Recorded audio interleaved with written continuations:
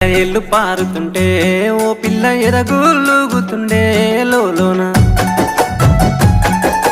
నదులన్నీ కలిసినట్టు పిల్లగా నవ్వెంత బాగున్నది నీలోన గాజుల సప్పులు గలుగల్లు మోగంగా గజ్జెల పట్టీలు గంతేసి ఆడంగా వరిగడ్డి మోపు ఎత్తి ఓ పిల్ల వయ్యారి నడుము పవే ఈ వేళ